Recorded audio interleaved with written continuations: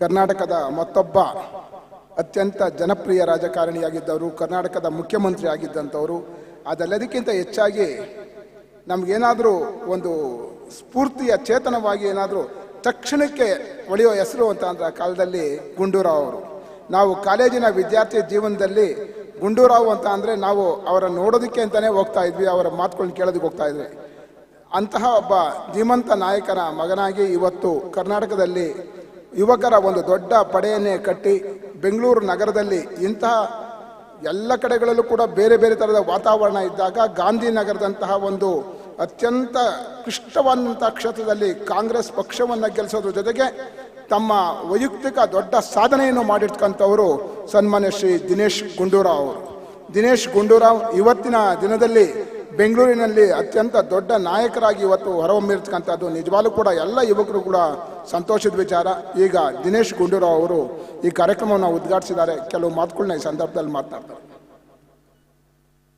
ದಿವಂಗತ ಕರ್ನಾಟಕ ರಾಜ್ಯ ಕಂಡಿರತಕ್ಕಂಥ ಅತ್ಯಂತ ಜನಪ್ರಿಯ, ವರ್ಣರಂಜಿತ ಹಾಗೂ ಆಕರ್ಷಣೀಯವಾದಂಥ ಮುಖ್ಯಮಂತ್ರಿಗಳಾಗಿ, ರಾಜಕಾರಣಿಯಾಗಿ ಈ ರಾಜ್ಯಕ್ಕೆ ಅನೇಕ ಕೊಡುಗೆಗಳನ್ನು ಕೊಟ್ಟು ಬಡ ಜನರ ಪರವಾಗಿ ಕೆಲಸ ಮಾಡಿರ್ತಕ್ಕಂಥ ಸನ್ಮಾನ್ಯ ಶ್ರೀ ಎಸ್ ಬಂಗಾರಪ್ಪನವರ 83ನೇ ಹುಟ್ಟುಹಬ್ಬದ ಕಾರ್ಯಕ್ರಮ ಇಲ್ಲಿ ಅವರ ಪುತ್ರರಾಗಿರ್ತಕ್ಕಂಥ ಹಾಗೂ ನನ್ನ ಆತ್ಮೀಯರು ಕೂಡ ಆದಂಥ ಸನ್ಮಾನ್ಯ ಮಧು ಬಂಗಾರಪ್ಪನವರು ಆಯೋಜನೆ ಮಾಡಿರ್ತಕ್ಕಂಥ ಕಾರ್ಯಕ್ರಮದಲ್ಲಿ ನನ್ನನ್ನು ಕರೆಸಿ ಈ ಒಂದು ಕಾರ್ಯಕ್ರಮದ ನಮನ ಕಾರ್ಯಕ್ರಮದ ಉದ್ಘಾಟನೆಯನ್ನು ಮಾಡ್ತಕ್ಕಂಥ ಅವಕಾಶ ಮಾಡಿಕೊಟ್ಟಿದ್ದಕ್ಕೆ ನಾನು ಅವರಿಗೆ ನನ್ನ ವೈಯಕ್ತಿಕವಾಗಿ ಈ ಅವಕಾಶ ಕೊಟ್ಟಿದ್ದಕ್ಕೆ ನಾನು ಅವರಿಗೆ ಧನ್ಯವಾದಗಳನ್ನು ಹೇಳ್ತಾ ಇದ್ದೀನಿ. ವೇದಿಕೆ ಮೇಲೆ ಸನ್ಮಾನ್ಯ ಬಸವರಾಜ ಬೊಮ್ಮಾಯಿ ಸಾಹೇಬರು, ಅವರು ಕೂಡ ಮಾಜಿ ಮುಖ್ಯಮಂತ್ರಿಗಳ ಸುಪುತ್ರರು. ನಮ್ಮ 3 ಜನ ಇಲ್ಲಿದ್ದೀವಿ. ಈಗ ಮಾಜಿ ಮುಖ್ಯಮಂತ್ರಿಗಳ ಸುಪುತ್ರರು ನಾವು 3 ಜನ ಇದ್ದೀವಿ. ಮತ್ತು ಅವರು ಹಿರಿಯ ರಾಜಕಾರಣಿಗಳು ಮತ್ತು ಒಳ್ಳೆಯ ಅನುಭವ ಮತ್ತು ದಕ್ಷ ಆಡಳಿತವನ್ನು ನೀಡಿರ್ತಕ್ಕಂಥವ್ರು. ಹಾಗೆಯೇ ನಮ್ಮ ಸತ್ಯನಾರಾಯಣ ಕೂಡ ಇದ್ದಾರೆ. ಕಾಂಗ್ರೆಸ್ ಪಕ್ಷದ ಬೆಂಗಳೂರು ಮಹಾನಗರ ಪಾಲಿಕೆಯಲ್ಲಿ ಆಡಳಿತ ಪಕ್ಷದ ನಾಯಕರು ಮತ್ತು ಶ್ರೀಮಾನ್ ಬಂಗಾರಪ್ಪನವ್ರ ಜೊತೆಯಲ್ಲೇ ಅವರ ಸೇವೆಯನ್ನು ಮತ್ತು ಅವ್ರ ಜೊತೆಯಲ್ಲೇ ಅನೇಕ ಅವ್ರ ಕೆಲಸಗಳು ಮಾಡಿರ್ತಕ್ಕಂಥವ್ರು. ಹಾಗೂ ಎಲ್ಲ ಪ್ರಾಸ್ತಾವಿಕ ನುಡಿಯನ್ನು ನೀಡಿರ್ತಕ್ಕಂಥ ವೇಣುಗೋಪಾಲ್ ನಾಯಕರವರೇ ಹಾಗೂ ಬಂದಿರತಕ್ಕಂಥ ಎಲ್ಲ ಹಿರಿಯರೇ, ಸನ್ಮಾನ್ಯ ಬಂಗಾರಪ್ಪನವರ ಅಭಿಮಾನಿಗಳೇ, ಆತ್ಮೀಯ ಸಹೋದರ ಸಹೋದರಿಯರೇ ಮತ್ತು ಮಾಧ್ಯಮ ಸ್ನೇಹಿತರೆ, ನಿಜವಾಗ್ಲೂ ಕೂಡ ಇವತ್ತು ಕರ್ನಾಟಕ ರಾಜ್ಯದ ರಾಜಕಾರಣದ ಇತಿಹಾಸವನ್ನು ನೋಡಿದಾಗ ಅಥವಾ ಇತಿಹಾಸದ ಬಗ್ಗೆ ಯಾರು ವಿಮರ್ಶೆ ಮಾಡ್ತಾರೆ, ಅನೇಕ ರಾಜಕಾರಣಿಗಳು ಅನೇಕ ಅಧಿಕಾರವನ್ನು ನೋಡಿರ್ತಕ್ಕಂಥವ್ರು ಇದ್ದಾರೆ, ದೀರ್ಘಕಾಲ ಅಧಿಕಾರ ಮಾಡಿರ್ತಕ್ಕಂಥವ್ರು ಕೂಡ ಇದ್ದಾರೆ, ಮತ್ತು ಎಲ್ಲ ಅನೇಕ ದೊಡ್ಡ ದೊಡ್ಡ ಹುದ್ದೆಗಳನ್ನು ಅಲಂಕರಿಸತಕ್ಕಂಥವ್ರು ಕೂಡ ಇದ್ದಾರೆ. ರಾಷ್ಟ್ರೀಯ ಮಟ್ಟದಲ್ಲಿ, ರಾಜ್ಯ ಮಟ್ಟದಲ್ಲಿ ದೊಡ್ಡ ಹೆಸರನ್ನು ಮಾಡಿರ್ತಕ್ಕಂಥವ್ರು ಕೂಡ ಇದ್ದಾರೆ. ಆದರೆ ಸಾಮಾನ್ಯ ಜನರ ಮಧ್ಯದಲ್ಲಿ, ಸಾಮಾನ್ಯರ ಹೃದಯದಲ್ಲಿ ಸ್ಥಾನವನ್ನು ಗಳಿಸಿರ್ತಕ್ಕಂಥ ರಾಜಕಾರಣಿಗಳಲ್ಲಿ ಕೆಲವರಿದ್ದಾರೆ. ಅದರಲ್ಲಿ ಸನ್ಮಾನ್ಯ ಎಸ್ ಬಂಗಾರಪ್ಪನವರು ಕೂಡ ಒಬ್ಬರು ಅಂತ ನಾವು ಬಹಳ ಹೆಮ್ಮೆಯಿಂದ ಹೇಳ್ಬೋದು. ಅವರ ಅಧಿಕಾರ ಬಹುಶಃ ಮಂತ್ರಿಯಾಗಿ ಅಥವಾ ಮುಖ್ಯಮಂತ್ರಿಯಾಗಿ ಹೆಚ್ಚು ಸಮಯ ಏನಿರಲಿಲ್ಲ. ಅವರು ಮುಖ್ಯಮಂತ್ರಿಯಾಗಿ ಕೇವಲ 2 ವರ್ಷಗಳ ಕಾಲ ಇದೆ. ಅದ ಹಿಂದೆ ಮಂತ್ರಿಗಳಾಗಿ ಸನ್ಮಾನ್ಯ ದೇವರಾಜ ಅರಸರವರ ಸಂಪುಟದಲ್ಲಿ, ತದನಂತರ ನಮ್ಮ ತಂದೆಯವರ ಸಂಪುಟದಲ್ಲಿ, ಆಮೇಲೆ ವೀರೇಂದ್ರ ಪಾಟೀಲ್ ಸಂಪುಟದಲ್ಲೆಲ್ಲ ಕೆಲವು ವರ್ಷಗಳು ಮಾತ್ರ ಇದ್ರು. ಆದರೆ ಅಧಿಕಾರ ಹೆಚ್ಚು ಅವರು ಚಲಾಯಿಸದೇ ಇದ್ರು ಕೂಡ ಒಬ್ಬ ಪಾಪ್ಯುಲರ್ ಜನಪ್ರಿಯ ನಾಯಕರಂತ ಹೆಸರನ್ನು ಪಡ್ಕೊಂಡಿದ್ರು. ಯಾಕಂದ್ರೆ ಅವರ ಪರ್ಸನಾಲಿಟಿ ಆ ಥರ ಇತ್ತು. ಬಿಚ್ಚು ಮನಸ್ಸಿನ, ನೇರ ನುಡಿಯ ಒಂದು ವ್ಯಕ್ತಿತ್ವ ಮತ್ತು ಇದ್ದದ್ದನ್ನ ಇದ್ದಾಗಿ ಹೇಳುವಂಥ ಒಬ್ಬ ರಾಜಕಾರಣಿ. ಮತ್ತು ಇದರಿಂದ ಬಹುಶಃ ಅವರಿಗೆ ಅವರ ಏನು ಮನಸ್ಸಿನಲ್ಲಿ ಮಾಡಬೇಕು ಅಂತ ಅನಿಸ್ತಾ ಇತ್ತು ಅದನ್ನ ಮಾಡುವಂತ ಛಲ ಇರತಕ್ಕಂಥ ಒಬ್ಬ ರಾಜಕಾರಣಿ ಅಂತ ಹೇಳ್ಬೋದು. ಅನೇಕ ಜನರಿಗೆ ಒಳ್ಳೇದು ಮಾಡಬೇಕು ಅಥವಾ ಏನೋ ಮಾಡಬೇಕು ಅಂತ ಆಸೆಗಳಿರ್ತದೆ. ಆದರೆ ಮಾಡೋದಕ್ಕೆ ಹೋದಾಗ ಬೇರೆ ಬೇರೆ ಕಾರಣಗಳಿಂದ ಅದನ್ನು ಮಾಡೋದಕ್ಕೆ ಹೋಗೋದಿಲ್ಲ ಅಥವಾ ಆತಂಕದಿಂದ ಸುಮ್ಮನೆ ಆಗ್ತಾರೆ.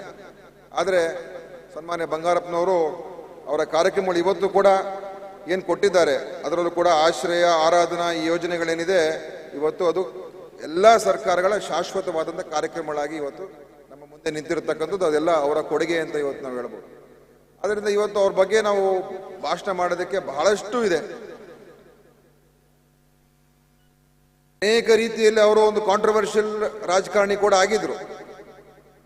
ಬಹುಶಃ ಈ ಸೋಲಿಲ್ಲದ ಸರ್ದಾರ ಅಂತ ಹೆಸರು ಏನು ಪ್ರಥಮವಾಗಿ ಪ್ರಾರಂಭ ಆಗಿರ್ತಕ್ಕಂಥದ್ದು ಬಹುಶಃ ಬಂಗಾರಪ್ಪನವರಿಗೆ ಪ್ರಾರಂಭ ಆಯಿತು ಅಂತ ನನಗೆ ಅನಿಸ್ತದೆ. ಆಮೇಲೆ ಒಂದು 2 ಸೋಲನ್ನು ಅನುಭವಿಸಿದ್ರು ಅವರು, 2 ಪಾರ್ಲಿಮೆಂಟ್ ಎಲೆಕ್ಷನ್ ಅನುಭವಿಸಿದ್ರು. ಅದಕ್ಕಿಂತ ಮುಂಚೆ ಸುಮಾರು 6-7 ಒಂದು ಸೋಲನ್ನು ಅನುಭವಿಸಿದ್ರು. ಆದರೆ ಅಸೆಂಬ್ಲಿಯಲ್ಲಿ ಯಾವತ್ತೂ ಕೂಡ ಸೋತಿರಲಿಲ್ಲ. ಮತ್ತೆ ಒಂದು ಸಲ ಅವರು 4 ಸಲ ಲೋಕಸಭೆಯಲ್ಲಿ ಗೆದ್ದ. ಯಾಕಂದ್ರೆ ನಾನು ಅವಾಗ ರಾಜಕೀಯದಲ್ಲಿದ್ದೆ. ನಾನು ನಮ್ಮ ತಂದೆಯವರು ತೀರೋದ ಮೇಲೆ 94 ಇಸ್ವಿಯಲ್ಲಿ ನಾನು ರಾಜಕಾರಣದಲ್ಲಿ ಕೆಲಸ ಮಾಡೋಕ್ಕೆ ಶುರು ಮಾಡಿದೆ. ಆಮೇಲೆ ಯೂತ್ ಕಾಂಗ್ರೆಸ್ ಇದೇ ರೀತಿ ಮೇಲೆ ಬಂದೆ. ಆ ಸಂದರ್ಭದಲ್ಲಿ 4 ಚುನಾವಣೆಗಳಾಯಿತು ಲೋಕಸಭೆ, 98, 99, 2004, 2008. 4ರಲ್ಲೂ ಕೂಡ ಅವರು ಗೆದ್ದು ಬಂದರು. ಆದರೆ ಬೇರೆ ಬೇರೆ ಪಕ್ಷದಲ್ಲಿ ಗೆದ್ದು ಬಂದರು. ಅಂದರೆ ಚಿಹ್ನೆ ಅವ್ರ ಮುಖ್ಯ ಆಗಿರಲಿಲ್ಲ, ಬಂಗಾರಪ್ಪ ಅವ್ರ ವ್ಯಕ್ತಿ ಮುಖ್ಯ ಆಗಿತ್ತು. ಬಂಗಾರಪ್ಪ ಅವರ ವ್ಯಕ್ತಿತ್ವ, ಅವರ ಒಂದು ಪರ್ಸನಾಲಿಟಿ ಅದೇ ಮುಖ್ಯ ಆಗಿ ಜನ ಅವರನ್ನು ನೋಡ್ತಾ ಇದ್ರು. ಮಧು ಬಂಗಾರಪ್ಪ ಅವರು ಹೇಳಿದ್ರಲ್ಲ, ಪಕ್ಷಾತೀತವಾದಂಥ ನಾಯಕರು ಅವರು. ಎಲ್ಲ ಪಕ್ಷದಲ್ಲೂ ಕೂಡ ಅಭಿಮಾನಿಗಳು.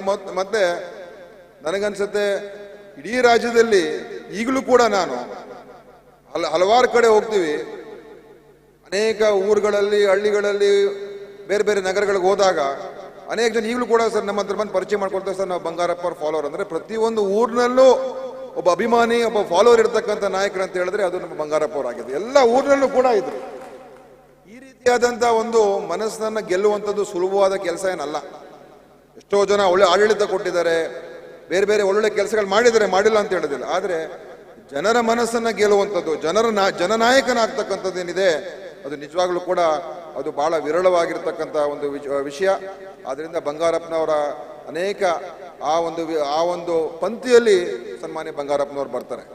ಆ ಕಾರಣದಿಂದ ಇವತ್ತು ನನಗೇನು ಸಂತೋಷ ಅಂತ ಹೇಳಿದ್ರೆ, ಮಧು ಬಂಗಾರಪ್ಪನವರು ಬಹುಶಃ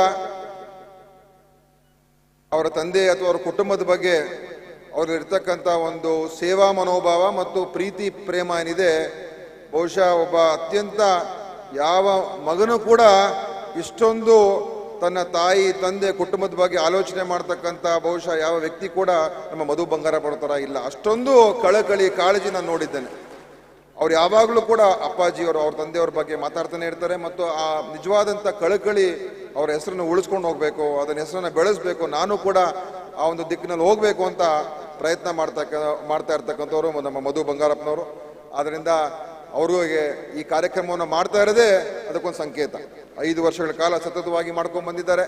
ಬೇರೆ ಬೇರೆ ರೀತಿಯ ಹಲವಾರು ಬೇರೆ ಬೇರೆ ಕಾರ್ಯಕ್ರಮಗಳು ಮಾಡ್ಕೊಂಡು ಬಂದಿದ್ದಾರೆ. ಮತ್ತು ಅದ್ರ ಜೊತೆಯಲ್ಲಿ ಸಾಮಾಜಿಕವಾಗಿ ಯಾಕಂದ್ರೆ ಬಂಗಾರಪ್ಪನವರು ಏನೇ ಕಾರ್ಯಕ್ರಮ ಮಾಡೋದು ಕೂಡ ಬಡ ಜನರ ಪರವಾಗಿ, ಬಡ ಜನರಿಗೋಸ್ಕರ ಚಿಂತನೆ ಯಾವತ್ತೂ ಕೂಡ ಅವರಲ್ಲಿ ಇರ್ತಾ ಇತ್ತು.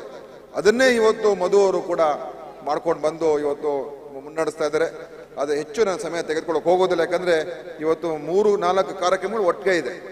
ಮತ್ತು ನಾವು ಪ್ರಥಮ ಕಾರ್ಯಕ್ರಮದಿಂದ 2ನೇ ಕಾರ್ಯಕ್ರಮ, ಚಿಂತನೆ ಕಾರ್ಯಕ್ರಮ ಕೂಡ ಹೋಗಬೇಕಾಗಿದೆ. ಆ ಗೆಸ್ಟ್ ಕೂಡ ಬಂದಿದ್ದಾರೆ. ಆದ್ದರಿಂದ ಇವತ್ತು ಅವ್ರಿಗೆ ಅಭಿನಂದನೆ ಸಲ್ಲಿಸ್ತೇನೆ. ಮತ್ತು ಮಧು ಬಂಗಾರಪ್ಪವ್ರಿಗೂ ಕೂಡ ಒಳ್ಳೆಯ, ಅವರು ಯಾವುದೇ ಪಕ್ಷದಲ್ಲಿರಲಿ, ನಾಳೆ ನಮ್ಮ ಪಕ್ಷಕ್ಕೆ ಬಂದರೂ ಕೂಡ ನಾವು ಅವ್ರನ್ನ ಸ್ವೀಕಾರ ಮಾಡಕ್ಕೆ ನಾವು ಕೂಡ ತಯಾರಾಗಿದ್ದೇವೆ. ಅವ್ರು ಯಾವ ಪಕ್ಷದಲ್ಲಾದರೂ ಕೂಡ ಇರಲಿ, ಆದರೆ ಅವ್ರು ಒಳ್ಳೆಯ ಒಂದು ರಾಜಕೀಯದ ಭವಿಷ್ಯವನ್ನು ಅವರು ಕಾಣಲಿ. ಮತ್ತು ಬಂಡೆಪ್ಪ ಕಾಶ್ಯಪ್ ಅಬ್ಜೆಕ್ಷನ್ ಮಾಡ್ತಾ ಇದಾರಲ್ಲಿ, ಇಲ್ಲ ಬೀಜ ಏನಾಗ್ತಾ ಇಲ್ಲ, ಅವ್ರಿಗೆ ಒಳ್ಳೇದಾಗ್ಲಿ, ಎಲ್ಲೇ ಇದ್ರು ಕೂಡ ಅವ್ರಿಗೆ ಒಳ್ಳೇದಾಗ್ಲಿ ಅಂತ ನಾವು ಹೇಳೋದು.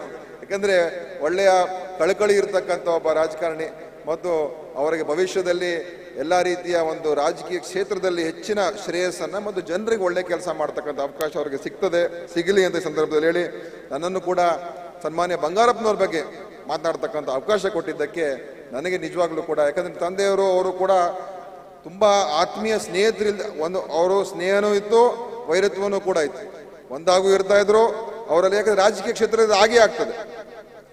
ಸನ್ಮಾನ್ಯ ದೇವರಾಜ ಅರಸು ಅವರು ಮುಖ್ಯಮಂತ್ರಿಗಳಾಗಿದ್ದಾಗ, ಯಾವಾಗ ಶ್ರೀಮತಿ ಇಂದಿರಾ ಗಾಂಧಿಯವರಿಂದ ಅವ್ರ ವಿರೋಧ ಆದಾಗ, ಕೇವಲ 9 ಶಾಸಕರು, 8-9 ಶಾಸಕರು ಮಾತ್ರ ಶ್ರೀಮತಿ ಇಂದಿರಾ ಗಾಂಧಿ ಜೊತೆ ಉಳಿದ್ರು.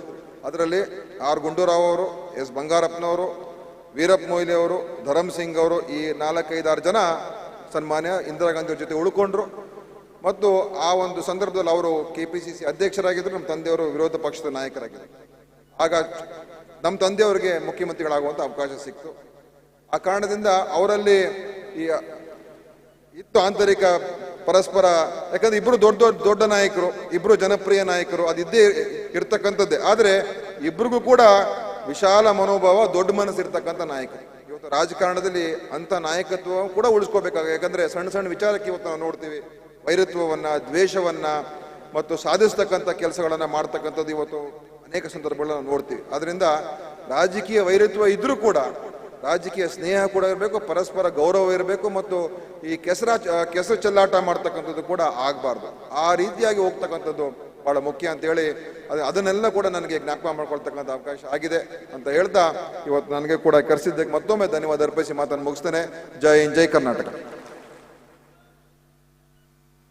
ದಿನೇಶ್ ಗುಂಡೂರಾವ್ ಅವರಿಗೆ ಈಗ ನೆನಪು ಕಾಣಿಕೆಯನ್ನು ನೀಡೋರ ಮೂಲಕ ಗೌರವವನ್ನು ಸಮರ್ಪಿಸ್ತಾ ಇದ್ದಾರೆ ಮಧು ಬಂಗಾರಪ್ಪ ಅವರು.